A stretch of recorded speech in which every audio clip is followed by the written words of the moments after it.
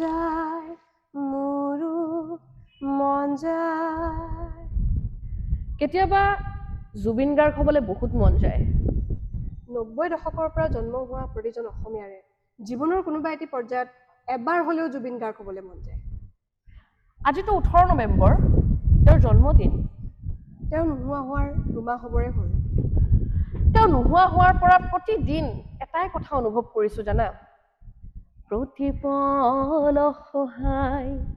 নাযায় নোপোৱাই সপোনে গছকি জোকাৰি